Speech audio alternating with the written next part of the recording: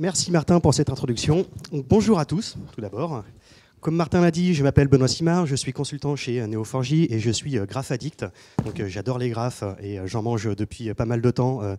Je pense que j'ai eu le droit à un syndrome de Stockholm à l'université parce que j'en ai mangé. Et donc maintenant c'est mon métier et j'ai une autre casquette aussi, c'est que j'aime la donnée et j'aime tout ce qui est logiciel libre et donc aussi open data. Et donc voilà, je suis aussi ce que je mets libérateur de données. Mais bon, je suis ici pour vous parler des Panama Papers. Alors, les Panama Papers, je suppose que tout le monde en a entendu parler, et je vais vous faire un petit bond en arrière d'il y a 2 ans, parce que oui, les Panama Papers ont commencé il y a 2 ans. L'origine, en fait, c'est un lanceur d'alerte qui, en 2015, a voulu partager des données avec un journal allemand. Donc, il a pris contact avec ce journal allemand et il a demandé à ce journal s'il voulait avoir des données sensibles relatives donc, à des sociétés offshore pour faire du travail journalistique. Voilà. Donc, ce qui est marrant de voir, c'est que tout le bruit qu'on a entendu parler sur les Panama Papers, c'est parti d'une personne qui avait, j'aurais dire, une conscience et qui a voulu donc partager ces données-là. Voilà. Ce qui est important de voir, c'est que c'est la plus grosse fuite de données de l'histoire. Et de très très loin, car il y a eu 11,5 millions de documents qui ont fuité, qui correspondent grosso modo à 3 téraoctets de données. Alors s'il y a des développeurs ici qui travaillent dans le monde du big data et tout, 3 téraoctets, c'est pas beaucoup, mais pour des journalistes, ils peuvent plus travailler comme ils le faisaient avant. Ils peuvent plus tout imprimer et venir éplucher avec leurs petites notes, et voilà, ce n'est plus possible. Et si on regarde bien les autres fuites, vous devez avoir le SwissLeaks, vous devez avoir, etc., pour avoir des éléments de comparaison. Mais qui est-ce qui a travaillé sur ces données ? Eh bien, c'est un consortium de journalistes. En fait, le journal allemand, quand il a vu ça, 3 téraoctets de données qui touchaient un peu sur des données de la Terre entière, ils ont fait, on ne va pas garder ça pour nous. Eux aussi, ils sont dans le monde du partage de l'open source, etc. Et donc, ils ont confié toutes ces données à un organisme international, un consortium qui s'appelle l'ICIJ. Et ce qui est marrant, c'est qu'en fait, il n'y a que 12 personnes qui travaillent dans ce consortium. Donc, ce sont 12 personnes qui ont fait ça. Et dans ces 12 personnes, il y a une équipe technique qui correspond grosso modo, en termes de développeurs, il doit y en avoir 3-4. Donc 3-4 développeurs qui ont travaillé sur ces données-là pendant 1 an pour mettre en place des outils permettant aux journalistes de faire leurs données. Bien sûr, il y a eu un énorme travail journalistique après. Il y a même des gens du Monde ou d'autres journaux qui ont après travaillé sur la donnée pour faire les découvertes et les papiers que tout le monde connaît, mais les outils mis en place pour traiter, analyser de manière efficace tous ces documents et toutes ces fuites de données, voilà, c'est 4 personnes, j'allais dire, quasiment en mode garage, qui ont fait ça dans leur coin et qui a eu donc tout le retour qu'on connaît. Pour faire un petit bilan, c'est toujours bien de faire 1 an en fait après les révélations, parce que tout le travail journalistique, en fait, ils ont commencé à communiquer dessus en avril 2016. Donc ça fait une grosse année. Donc ce qu'il faut voir, c'est que ça a un impact mondial qui continue toujours, même si on n'en entend plus parler, mais l'impact est toujours là. Il y a eu 12 chefs d'État qui ont été impliqués, 128 dirigeants politiques ou fonctionnaires, 14 000 sociétés, banques, cabinets, etc., etc. Et ça a débouché quand même sur 150 procédures judiciaires dans 18 pays. Donc c'est quand même un impact important. Et quand je dis qu'il continue toujours, c'est vrai. Par exemple, en février dernier, les fondateurs de Mossack Fonseca ont été arrêtés. Voilà. Et l'impact, là, on va dire, ce sont des impacts, j'allais dire, people, c'est ça qu'on entend dans les journaux ou autres, mais l'impact est aussi sur la législation. Maintenant, par exemple, en France, on a changé la loi sur les lanceurs d'alerte. Le terme lanceur d'alerte existait déjà dans la loi française, mais il a été amélioré et agrémenté grâce au Panama Papers. Et ça, d'ailleurs, dans d'autres pays aussi que la France. Donc voilà, ça n'a pas simplement un impact économique ou people, mais aussi sur la législation. Et maintenant aussi, les différents États collaborent de mieux en mieux entre eux pour partager les données financières. Pour essayer de mettre en gros une transparence là-dessus, ce qui n'est pas simple. Voilà. Et le dernier fait qui est super marquant, c'est que l'équipe qui a fait les Panama Papers, donc la CIG, ont gagné en avril le prix Pulitzer, qui est la consécration ultime pour un journaliste, quoi. Donc, voilà. Et pourquoi ils ont gagné ça? C'est justement pour leur étude, leur investigation, mais surtout pour la mise en place d'outils novateurs d'investigation et pour avoir une collaboration mondiale sur ce projet-là. Parce que comme j'ai mis, il y a 300 journalistes qui ont travaillé donc, sur le projet, répartis donc, sur les 6 continents. Donc c'est énorme. Comment est-ce qu'ils ont fait ça? Ce qu'ils ont eu comme données, ce ne sont pas des extraits de bases de données bien structurées et tout. Non, c'est la majorité, ce sont des fichiers PDF à plat ou des fichiers Excel ou des scans ou ce genre de choses, quoi. Il y a eu très peu de données structurées, il y a aussi eu tout plein d'emails, mais très peu de données structurées.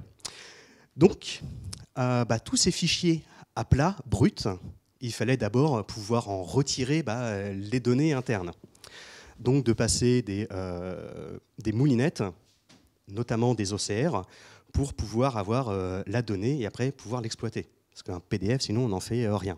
Mais un PDF, ça contient aussi tout un tas de métadonnées. On a la date de création, on a la dernière modification, on a l'auteur, on a généralement le type de document, est-ce que c'est un contrat, est-ce que c'est etc. Donc, les métadonnées sur les fichiers sont aussi importantes que les données en elles-mêmes. Parce que c'est ça qui va nous permettre après de faire des liaisons et des relations. Donc, ils ont extrait tout ça pour après les mettre dans des silos de données, dans des bases de données, pour faire de la recherche et enfin faire le travail journalistique. Simplement, comme j'ai dit, 3 téraoctets de données. Sur les 11 millions, donc on va dire, de documents, il y en avait 3 millions, c'était des fichiers à plat, comme j'ai dit, des PDF. Et si on commence à faire de l'OCR dessus, 10 secondes par fichier, on se voit qu'en fait, on se prend une année dans la vue. Ouais. C'est un outil qui permet de récupérer le texte de tous les fichiers. Tu lui donnes une image, tu passes ça dans une moulinette, et à la fin, tu as le texte du fichier. C'est juste ça. J'ai oublié l'anagramme OCR. Reconnaissance de caractère. Reconnaissance de caractère, voilà. Donc c'est ça, et donc c'est un processus qui prend du temps avec des algorithmes très complexes derrière, et c'est pour ça qu'on met 10 secondes par fichier. Donc s'ils faisaient ça sur un seul serveur, etc., et en série, ça leur prenait 1 an. Ce qu'ils ont fait, ils ont pris 35 serveurs chez Amazon, et ils ont tout fait ça en parallèle, et ils pouvaient travailler 10 jours après. Et donc déjà, premier problème, voilà, la volumétrie. La stack technique qu'ils ont utilisée, Tika, de Apache, qui permet justement d'extraire du texte avec les métadonnées. Aussi un petit bout de script Python pour pouvoir créer les liaisons entre les différents fichiers, parce que pour l'instant j'ai des fichiers qui sont à plat, des documents, avec les données. Par contre, dès que je vois qu'il y a écrit Benoît Simard dans un document et qu'il y a écrit Benoît Simard dans un autre document, je suis capable de faire les liaisons. Et c'est en ça qu'en fait, leur script Python leur a été utile. Ou par exemple, il y a écrit Paris ou France, ils savent que c'est un lieu géographique. Donc ils ont fait de la reconnaissance comme ça, d'entités directement dans les textes, grâce à du code Python.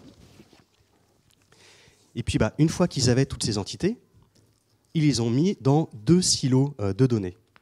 Un qui était une base de données orientée documents, avec Solar, pour pouvoir faire de la recherche full text et récupérer les documents. Et donc voilà. Et une autre typologie de base, c'est celle qui nous intéressait aujourd'hui, qui est un stockage orienté graphe, qui a été fait donc avec Neo4j, qui est une base de données orientée graphe, et une interface qui permet d'explorer le graphe, donc de voir les voisins des nœuds, voilà, qui s'appelle Incurious et qui est une société française.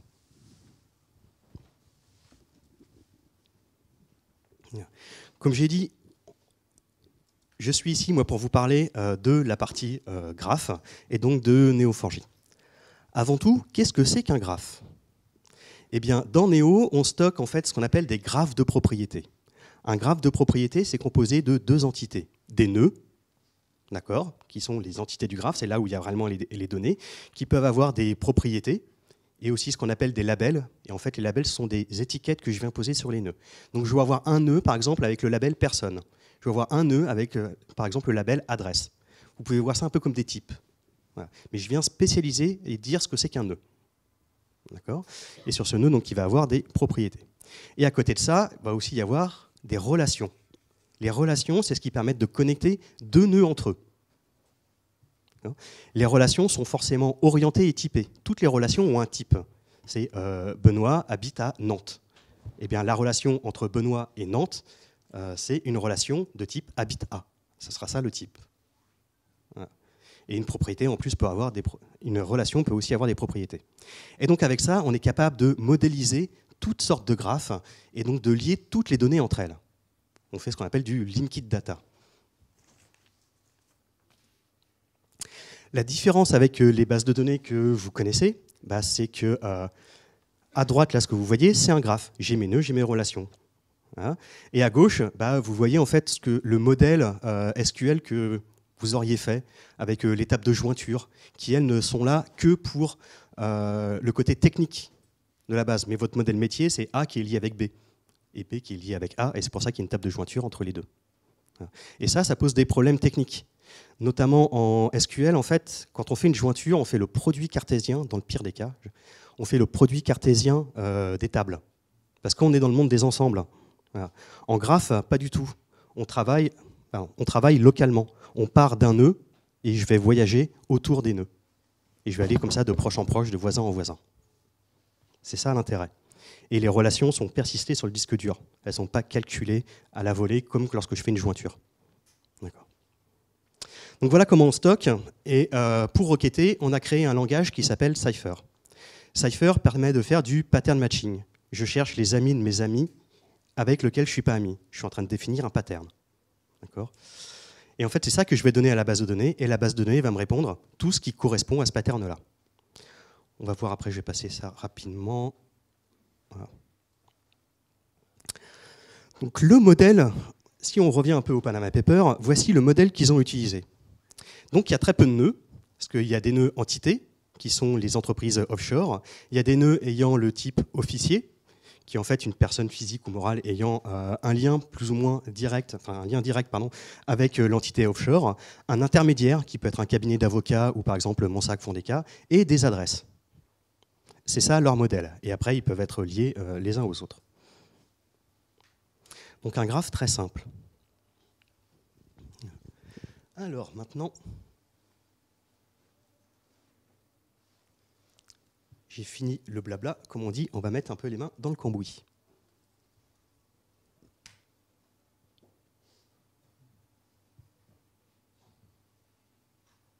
Voilà, et ça, je vais aller prendre.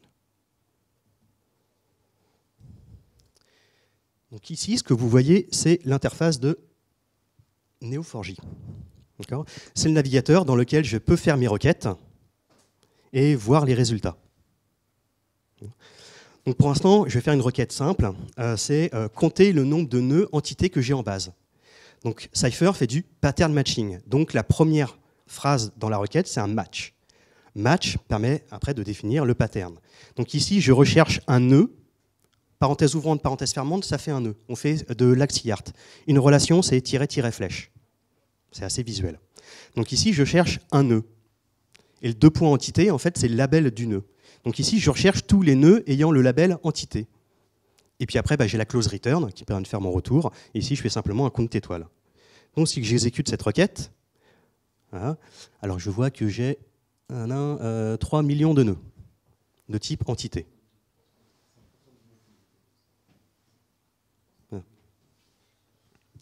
Voilà un exemple basique de requête. Hop là, pardon, ça y est, j'ai perdu mes notes. Voilà. On va aller un peu plus loin. Ici, ce que je cherche à voir, c'est le top 20 des intermédiaires. Donc le top 20 des cabinets d'avocats qui ont travaillé pour faire des entreprises offshore et qui sont présents dans les Panama Papers. D'accord ? Donc, qu'est-ce que je fais ? Je cherche un nœud intermédiaire que je nomme I. D'accord ? Et déjà, je fais un filtre pour voir, déjà, est-ce que ce nœud-là, il a plus de 100 voisins ? Regarde, ça, c'est un filtre. Enfin, voilà. Donc, déjà, je cherche un nœud de type intermédiaire. Je regarde si cet intermédiaire a participé dans des entités.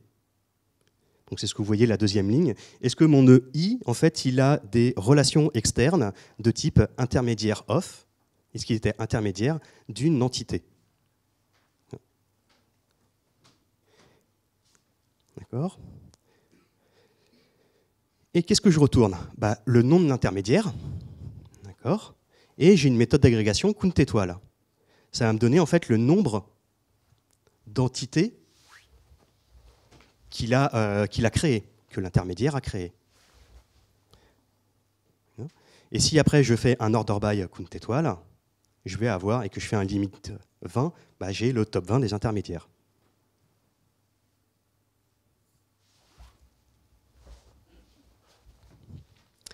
Alors, et donc là, on voit bien que, oui, moi je me rapproche de mon retour, désolé, je vois bien que Monsag Fonseca apparaît en 3e position. Et que le premier, en fait, c'est Orient House Services. Et voilà. Donc on commence déjà là à profiter du graphe et à parcourir les relations.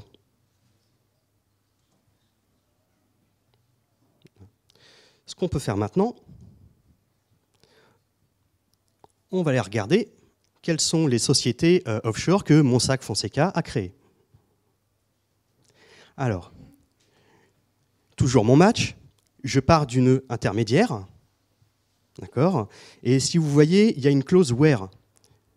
Mon nœud intermédiaire se nomme i, d'accord, et j'ai une clause where i.name contient donc Monsag Fonseca. C'est-à-dire que là, dans les nœuds intermédiaires, je vais avoir que les nœuds qui correspondent à Monsag Fonseca. Je vais aller parcourir toutes les relations de type intermédiaire off pour arriver sur un nœud entité. Ce qui fait que là, je vais bien voir Monsag Fonseca a été l'intermédiaire de telle entité offshore. Donc là, j'ai parcouru toutes les relations. Et là, cette fois-ci, ce que je retourne le nœud intermédiaire, la relation et l'entité finale. Ce qui fait que si j'exécute ça, waouh, cette fois-ci, je n'ai plus un résultat sous forme de tableau, mais j'ai un résultat sous forme de graphe. Lorsque je renvoie des nœuds ou des relations, quel est le meilleur moyen d'afficher le résultat, parce qu'on est une base de données graphe, que via un graphe. Donc c'est ça. Ici, on a le graphe, hein, et on peut même changer. Parce que là, c'est un peu austère. Voilà, je mets de la couleur et tout. Et on voit que ça bouge, ça fait toujours un petit effet quand on voit que ça bouge.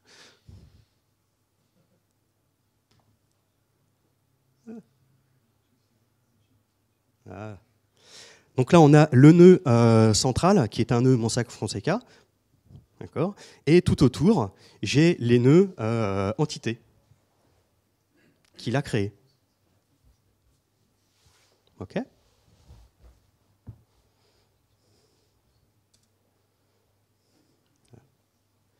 Maintenant, on va aller voir quels sont les paradis fiscaux les plus populaires en France. Ah bah oui, quand même, on est là sur des données... voilà. On peut commencer à se faire plaisir. Donc là, je regarde en fait les officiers. Donc je rappelle, c'est une personne qui est soit au bord d'une compagnie offshore, ou en tout cas qui a une liaison avec une compagnie offshore, d'accord, qui arrive donc sur une entité. Donc je pars d'une personne ou d'une entité physique qui arrive sur une entité offshore, d'accord, et je regarde quels sont les intermédiaires de cette compagnie offshore. Je dock le nœud officier, donc les personnes qui sont en liaison avec une entreprise offshore, qu'ils aient en fait un attribut country qui contienne FRA, donc qui soit en France. Et donc après, je retourne les différents nœuds avec un order et, etc. Qu'est-ce que ça donne? Eh bien, en France, on aime, et de loin, les îles Vierges britanniques. Voilà. Et de très très loin. Parce qu'après, c'est les Seychelles. Vous voyez que les Panama, en fait, ça vient très très loin, après. Et on peut commencer à faire des petites requêtes comme ça qui sont amusantes. Voilà.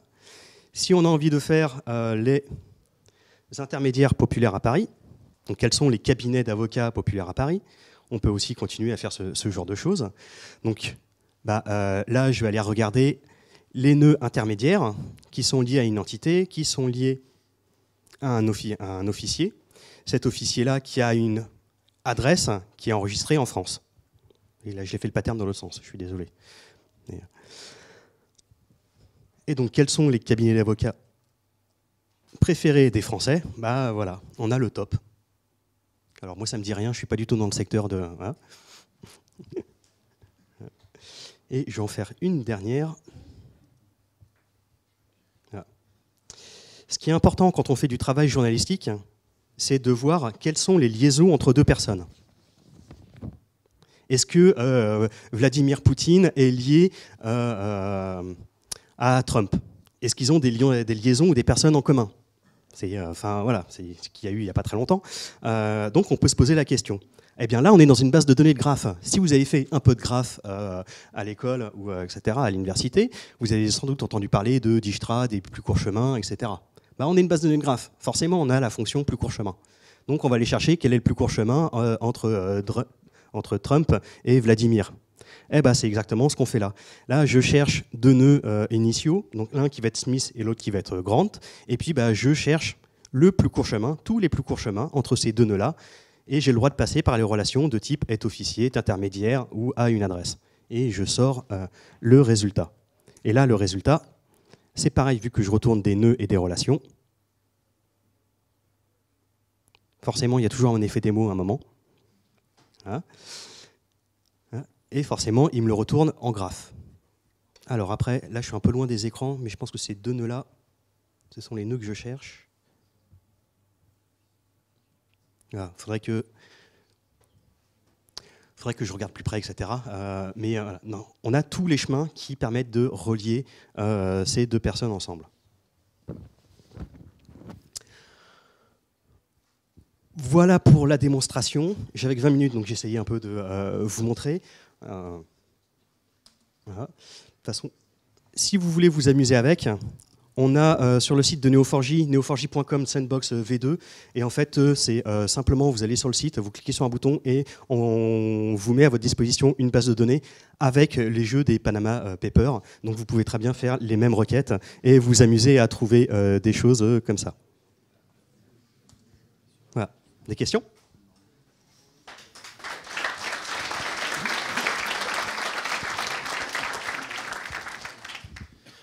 Merci pour la présentation. Une petite question toute bête, c'est une fois que tous les documents qui représentaient 3 téraoctets ont été compilés sous forme de graphes, ça représente quelle volumétrie de données à peu près? De mémoire, je crois que c'est une dizaine de gigas après en base. Oui, c'est déjà beaucoup plus intéressant. Oui. Et là, après, ce qui est intéressant, c'est que c'est structuré après. Oui. On a les relations, etc. Alors qu'avant, on avait des documents qui étaient pas liés les uns avec les autres. C'est justement l'intérêt de ce processus-là.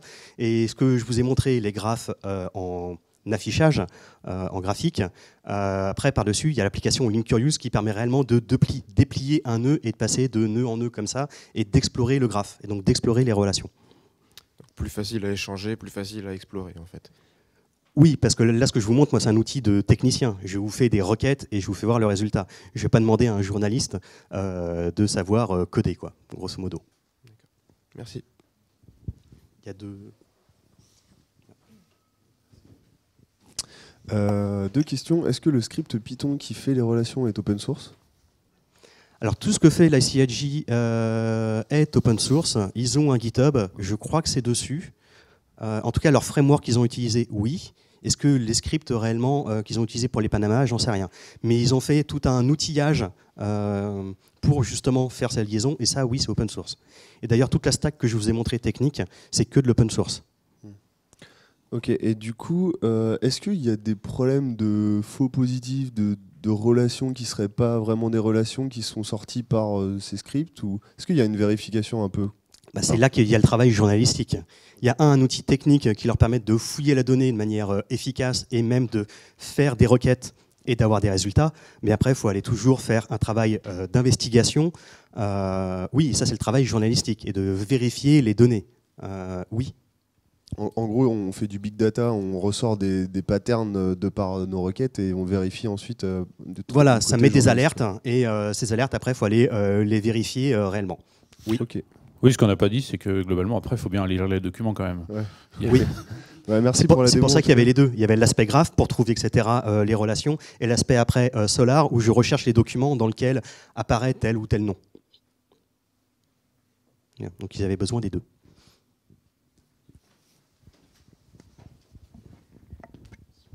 Bonjour, une question un petit peu plus technique.